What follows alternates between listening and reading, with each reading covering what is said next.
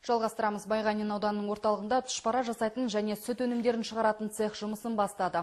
Халықтың игілігіне арналған бұл бастаманы байғанинді кәсіпкерлер мемлекеттің қолдауы арқылы ашқан. Шикізат жеткілікті, енді өндірген өнімді нарыққа шығару басты міндет болып отыр. Алғаш рет ашылған Қарауылкелдідегі тұшпара цехында 5 адам жұмыспен қамтылған. Кәсіпкер Есет Абдуллаев ауыл тұрғындарының малын сатып алады. Алдағы уақытта жеке шаруа қожалықтармен байланыс орнату. Сондай-ақ қымызхана, тұшпарахана ашу ойда бар. Шикізатты өзіміздің де малымыз бар, бірақ аудан басында тұрғындарынан аламыз, осы жергілікті тұрғындардан. Шаруаның ретіне қарай осы ашқаннан кейін енді бізге шаруа қожалықтармен договорға отыру ойымызда бар жалпы. Болашақта үлкейіп жатсақ, жанымыздан екінші комната, екі жақ комната. Ол жақ мини столовый болмақ. Тұшпара жейтін сол, тұшпара жейтін жанында кухнясы, екі комнат бар. Сол жақ бөлмені сояқта да адамдар істейтін болады. Ояқта да адам алу жоспарда бар. Ал тұңғыш рет жұмысын бастаған сүт өнімдерінің цехы 4 адамға жұмыс тауып беріп отыр. Цех Байдәулет ауыл шаруашылығы өндірісті кооперативі негізінде ашылды. Былтыр желтоқсан айында құрылған кооперативтің 3 құрылтайшысы бар. Ресейден әкелінген құрылғылар арқылы сапалы өнім өндіріп, оны сату кәсіпкердің жоспары. 650 литрлік танк хранение дейді, охладитель бар. Соған қабылдаймыз. Ол ұзақ уақыт сақталады.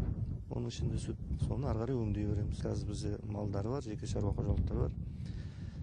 Кәсіпкерлер солардың сүттерін қабылдаймыз. Аудандағы жекелеген сауда орындары арқылы, менің өзімнің де сауда орындарым бар. Солар арқылы енді ол көбейіп жатса, ары қарай қалаға да шығамыз ба деген ойларымыз бар. Көрші аудандарға. Бүгінде Байғанин ауданында ұсақ қожалықтарды біріктіріп, шаруашылықтарды ірілендіру ісі жемісін беруде. Соның бірі өткен жылы ашылған Ақниет ауыл шаруашылығы кооперативі етті өндіру бағытында жұмыс жасайды. Сала мамандары биыл ауданның шаруашылық құрылымдары негізінде тағы 8 өндірісті кооператив құруға ниетті.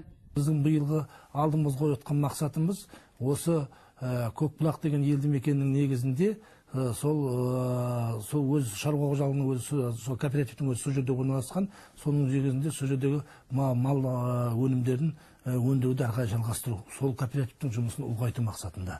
Одан да басқа 7 ауыл шаруашылық кооперативтер бар, жаңағы мал шаруашылығымен айналысатын, сосын біреу сүт шаруашылығымен айналысатын кооператив ашып отырмыз. Ауданға арнайылап барған жұмыс тобы жеке шаруа қожалықтарының басшыларына кооператив құруысы, оны жетілдіру, дамыту жайлы түсіндіріп, елбасы тапсырмасын орындаудағы негізгі міндетті айқындап берді. Гүлбағда Қайратқызы, Жанаділ Сағиев, Қазақстан.